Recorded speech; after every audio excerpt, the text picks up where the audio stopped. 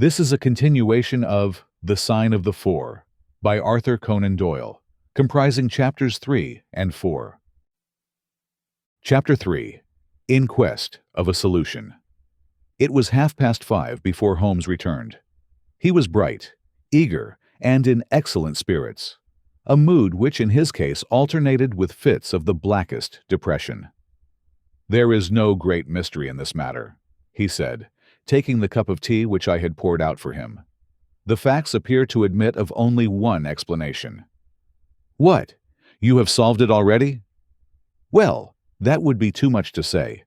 I have discovered a suggestive fact, that is all. It is, however, very suggestive. The details are still to be added.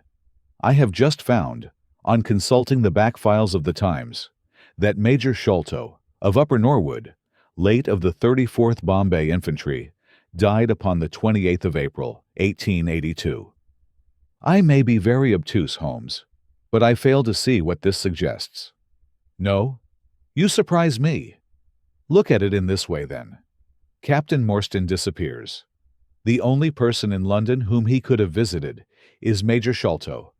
Major Sholto denies having heard that he was in London. 4 years later, Sholto dies. Within a week of his death, Captain Morstan's daughter receives a valuable present, which is repeated from year to year, and now culminates in a letter which describes her as a wronged woman. What wrong can it refer to, except this deprivation of her father? And why should the presents begin immediately after Sholto's death, unless it is that Sholto's heir knows something of the mystery and desires to make compensation? Have you any alternative theory which will meet the facts? But what a strange compensation, and how strangely made! Why, too, should he write a letter now, rather than 6 years ago? Again, the letter speaks of giving her justice. What justice can she have? It is too much to suppose that her father is still alive. There is no other injustice in her case that you know of." "There are difficulties. There are certainly difficulties," said Sherlock Holmes pensively. "But our expedition of tonight will solve them all. Ah, here is a four-wheeler, and Miss Morstan is inside. Are you all ready? Then we had better go down, for it is a little past the hour." I picked up my hat and my heaviest stick, but I observed that Holmes took his revolver from his drawer and slipped it into his pocket. It was clear that he thought that our night's work might be a serious one. Miss Morstan was muffled in a dark cloak, and her sensitive face was composed, but pale. She must have been more than woman if she did not feel some uneasiness at the strange enterprise upon which we were embarking. Yet her self-control was perfect, and she readily answered the few additional questions which Sherlock Holmes put to her. "Major Sholto was a very particular friend of Papa's," she said. "His letters were full of allusions to the Major. He and Papa were in command of the troops at the Andaman Islands, so they were thrown a great deal together. By the way, a curious paper was found in Papa's desk which no one could understand. I don't suppose that it is of the slightest importance, but I thought you might care to see it, so I brought it with me. It is here." Holmes unfolded the paper carefully and smoothed it out upon his knee. He then very methodically examined it all over with his double lens. "It is paper of native Indian manufacture," he remarked. "It has at some time been pinned to a board. The diagram upon it appears to be a plan of part of a large building with numerous halls, corridors, and passages. At one point is a small cross done in red ink, and above it is 3.37 from left, in faded pencil writing. In the left-hand corner is a curious hieroglyphic, like 4 crosses in a line with their arms touching. Beside it is written, in very rough and coarse characters, 'The Sign of the Four, Jonathan Small, Mahomet Singh, Abdullah Khan, Dost Akbar.' No, I confess that I do not see how this bears upon the matter. Yet it is evidently a document of importance. It has been kept carefully in a pocketbook, for the one side is as clean as the other." "It was in his pocketbook that we found it."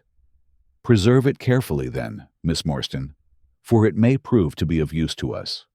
I begin to suspect that this matter may turn out to be much deeper and more subtle than I at first supposed.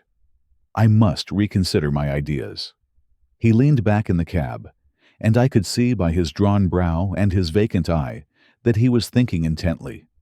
Miss Morstan and I chatted in an undertone about our present expedition and its possible outcome, but our companion maintained his impenetrable reserve until the end of our journey. At the Lyceum Theater, the crowds were already thick at the side entrances. In front, a continuous stream of hansoms and four-wheelers were rattling up, discharging their cargoes of shirt-fronted men and beshawled, bediamonded women. We had hardly reached the third pillar, which was our rendezvous, before a small, dark, brisk man in the dress of a coachman accosted us. "Are you the parties who come with Miss Morstan?" he asked. "I am Miss Morstan, and these two gentlemen are my friends," said she. He bent a pair of wonderfully penetrating and questioning eyes upon us. "You will excuse me, miss," he said with a certain dogged manner, "but I was to ask you to give me your word that neither of your companions is a police officer." "I give you my word on that," she answered. He gave a shrill whistle, on which a street Arab led across a four-wheeler and opened the door. The man who had addressed us mounted to the box, while we took our places inside. We had hardly done so before the driver whipped up his horse, and we plunged away at a furious pace through the foggy streets. "Rochester Row," said he. "Now, Vincent Square. Now, we come out on the Vauxhall Bridge Road.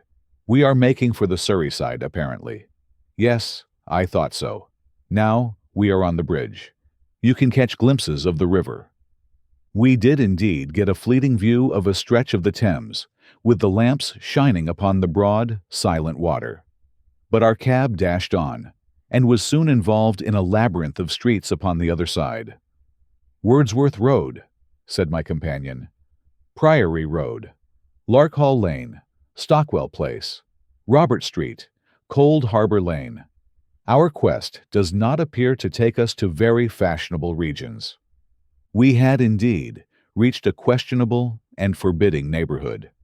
Long lines of dull brick houses were only relieved by the coarse glare and tawdry brilliancy of public houses at the corner.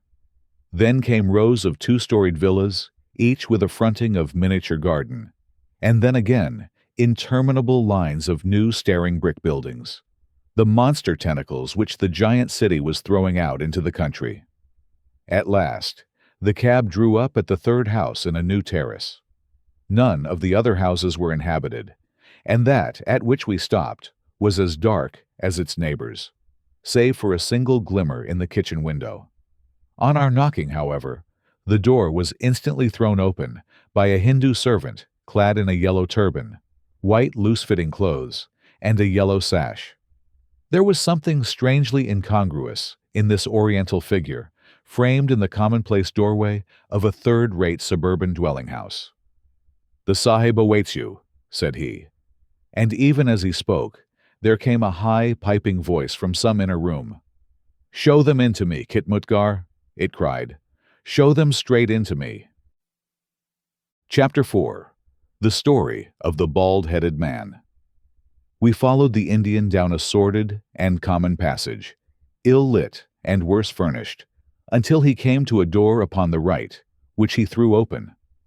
A blaze of yellow light streamed out upon us, and in the center of the glare there stood a small man with a very high head, a bristle of red hair all round the fringe of it, and a bald, shining scalp, which shot out from among it like a mountain peak from fir trees. He writhed his hands together as he stood, and his features were in a perpetual jerk, now smiling, now scowling, but never for an instant in repose. Nature had given him a pendulous lip, and a too visible line of yellow and irregular teeth, which he strove feebly to conceal by constantly passing his hand over the lower part of his face. In spite of his obtrusive baldness, he gave the impression of youth. In point of fact, he had just turned his 30th year. "Your servant, Miss Morstan," he kept repeating in a thin, high voice. "Your servant, gentlemen. Pray step into my little sanctum. A small place, miss, but furnished to my own liking. An oasis of art in the howling desert of South London. We were all astonished by the appearance of the apartment into which he invited us. In that sorry house, it looked as out of place as a diamond of the first water in a setting of brass. The richest and glossiest of curtains and tapestries draped the walls, looped back here and there to expose some richly mounted painting or oriental vase. The carpet was of amber and black, so soft and so thick that the foot sank pleasantly into it, as into a bed of moss. Two great tiger skins thrown athwart, it increased the suggestion of Eastern luxury, as did a huge hookah which stood upon a mat in the corner. A lamp in the fashion of a silver dove was hung from an almost invisible golden wire in the center of the room. As it burned, it filled the air with a subtle and aromatic odor. "Mr. Thaddeus Sholto," said the little man, still jerking and smiling. "That is my name. You are Miss Morstan, of course. And these gentlemen—" "This is Mr. Sherlock Holmes, and this is Dr. Watson." "A doctor, eh?" cried he, much excited. "Have you your stethoscope? Might I ask you, would you have the kindness? I have grave doubts as to my mitral valve, if you would be so very good. The aortic I may rely upon, but I should value your opinion upon the mitral." I listened to his heart, as requested, but was unable to find anything amiss, save indeed that he was in an ecstasy of fear, for he shivered from head to foot. "It appears to be normal," I said. "You have no cause for uneasiness." "You will excuse my anxiety, Miss Morstan," he remarked airily. "I am a great sufferer, and I have long had suspicions as to that valve. I am delighted to hear that they are unwarranted. Had your father, Miss Morstan, refrained from throwing a strain upon his heart, he might have been alive now." I could have struck the man across the face, so hot was I at this callous and offhand reference to so delicate a matter. Miss Morstan sat down, and her face grew white to the lips. "I knew in my heart that he was dead," said she. "For my part," said Holmes, "whatever you may choose to say will go no further." I nodded to show my agreement. "That is well. That is well," said he. "May I offer you a glass of Chianti, Miss Morstan? Or of Tokay? I keep no other wines. Shall I open a flask? No? Well then, I trust that you have no objection to tobacco smoke, to the mild balsamic odor of the Eastern tobacco. I am a little nervous, and I find my hookah an invaluable sedative." He applied a taper to the great bowl, and the smoke bubbled merrily through the rosewater. We sat all three in a semicircle, with our heads advanced and our chins upon our hands, while the strange, jerky little fellow, with his high, shining head, puffed uneasily in the center. "When I first determined to make this communication to you," said he, "I might have given you my address, but I feared that you might disregard my request and bring unpleasant people with you. I took the liberty, therefore, of making an appointment in such a way that my man Williams might be able to see you first. I have complete confidence in his discretion, and he had orders, if he were dissatisfied, to proceed no further in the matter.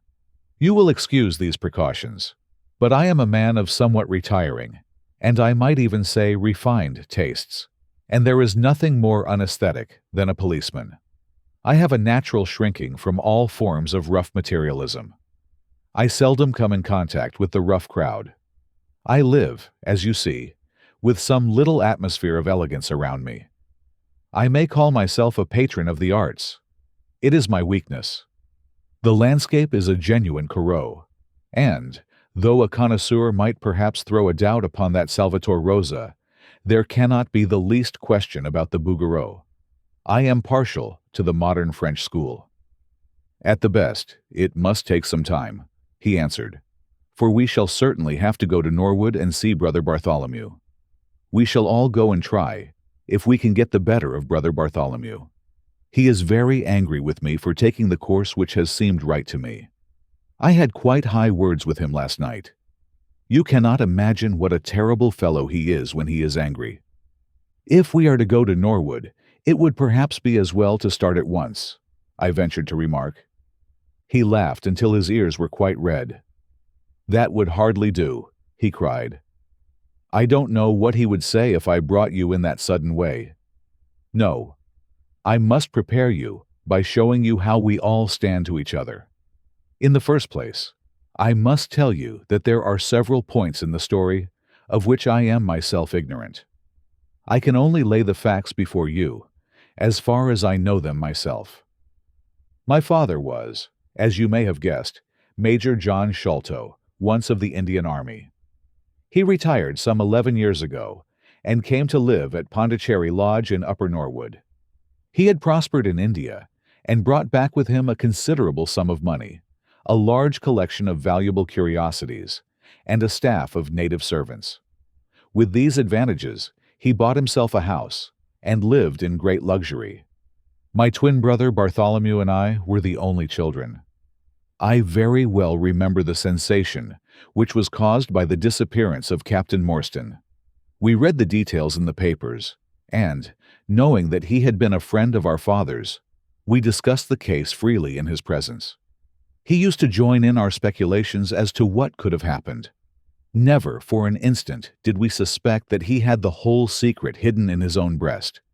That, of all men, he alone knew the fate of Arthur Morstan.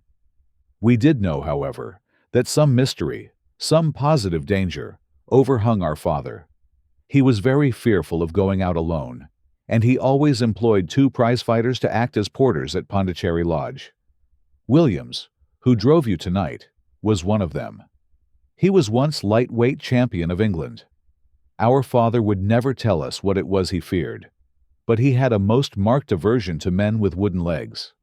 On one occasion, he actually fired his revolver at a wooden-legged man, who proved to be a harmless tradesman canvassing for orders.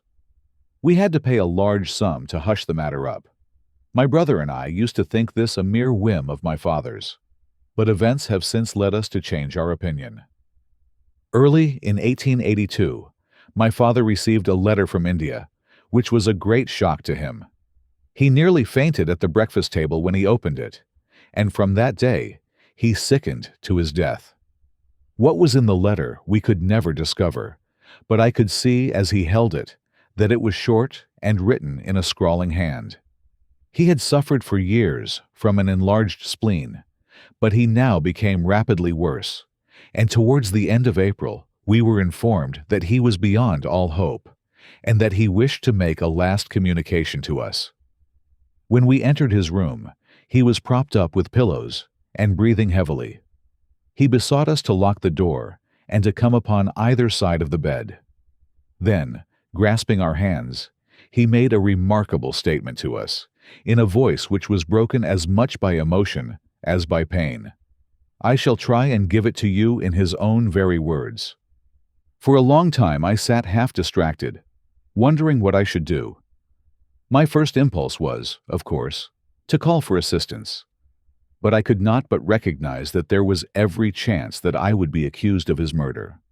His death at the moment of a quarrel, and the gash in his head, would be black against me. Again, an official inquiry could not be made without bringing out some facts about the treasure, which I was particularly anxious to keep secret. He had told me that no soul upon earth knew where he had gone. There seemed to be no necessity why any soul ever should know. At this instant, a horrible change came over his expression. His eyes stared wildly, his jaw dropped, and he yelled in a voice which I can never forget, "Keep him out! For Christ's sake, keep him out!" We both stared round at the window behind us, upon which his gaze was fixed. A face was looking in at us, out of the darkness. We could see the whitening of the nose where it was pressed against the glass. It was a bearded, hairy face, with wild, cruel eyes, and an expression of concentrated malevolence. My brother and I rushed towards the window, but the man was gone. When we returned to my father, his head had dropped, and his pulse had ceased to beat. The little man stopped to relight his hookah and puffed thoughtfully for a few moments. We had all sat absorbed, listening to his extraordinary narrative. At the short account of her father's death, Miss Morstan had turned deadly white, and for a moment I feared that she was about to faint. She rallied, however, on drinking a glass of water, which I quietly poured out for her from a Venetian carafe upon the side table. Sherlock Holmes leaned back in his chair with an abstracted expression, and the lids drawn low over his glittering eyes. As I glanced at him, I could not but think how on that very day he had complained bitterly of the commonplaceness of life. Here, at least, was a problem which would tax his sagacity to the utmost. Mr. Thaddeus Sholto looked from one to the other of us, with an obvious pride at the effect which his story had produced, and then continued between the puffs of his overgrown pipe. "It was a kindly thought," said our companion earnestly. "It was extremely good of you." Mr. Thaddeus Sholto ceased, and sat twitching on his luxurious settee. We all remained silent, with our thoughts upon the new development which the mysterious business had taken. Holmes was the first to spring to his feet. "You have done well, sir, from first to last," said he. "It is possible that we may be able to make you some small return by throwing some light upon that which is still dark to you. But, as Miss Morstan remarked just now, it is late, and we had best put the matter through without delay." Our new acquaintance very deliberately coiled up the tube of his hookah and produced from behind a curtain a very long befrogged topcoat with astrakhan collar and cuffs. This he buttoned tightly up, in spite of the extreme closeness of the night, and finished his attire by putting on a rabbit-skin cap with hanging lappets, which covered the ears, so that no part of him was visible save his mobile and peaky face. "My health is somewhat fragile," he remarked as he led the way down the passage. "I am compelled to be a valetudinarian." Our cab was awaiting us outside, and our program was evidently prearranged, for the driver started off at once at a rapid pace. Thaddeus Sholto talked incessantly, in a voice which rose high above the rattle of the wheels. "Bartholomew is a clever fellow," said he. "How do you think he found out where the treasure was? He had come to the conclusion that it was somewhere indoors. So he worked out all the cubic space of the house, and made measurements everywhere, so that not 1 inch should be unaccounted for. Among other things, he found that the height of the building was 74 feet, but on adding together the heights of all the separate rooms, and making every allowance for the space between, which he ascertained by borings, he could not bring the total to more than 70 feet. There were 4 feet unaccounted for. These could only be at the top of the building. He knocked a hole, therefore, in the lath and plaster ceiling of the highest room, and there, sure enough, he came upon another little garret above it, which had been sealed up and was known to no one. In the center stood the treasure chest, resting upon 2 rafters. He lowered it through the hole, and there it lies. He computes the value of the jewels at not less than £500,000 sterling. At the mention of this gigantic sum, we all stared at one another open-eyed. Miss Morstan, could we secure her rights, would change from a needy governess to the richest heiress in England. Surely it was the place of a loyal friend to rejoice at such news. Yet I am ashamed to say that selfishness took me by the soul, and that my heart turned as heavy as lead within me. I stammered out some few halting words of congratulation, and then sat downcast, with my head drooped, deaf to the babble of our new acquaintance. He was clearly a confirmed hypochondriac, and I was dreamily conscious that he was pouring forth interminable trains of symptoms, and imploring information as to the composition and action of innumerable quack nostrums, some of which he bore about in a leather case in his pocket. I trust that he may not remember any of the answers which I gave him that night. Holmes declares that he overheard me caution him against the great danger of taking more than 2 drops of castor oil, while I recommended strychnine in large doses as a sedative. However that may be, I was certainly relieved when our cab pulled up with a jerk, and the coachman sprang down to open the door. "This, Miss Morstan, is Pondicherry Lodge," said Mr. Thaddeus Sholto, as he handed her out.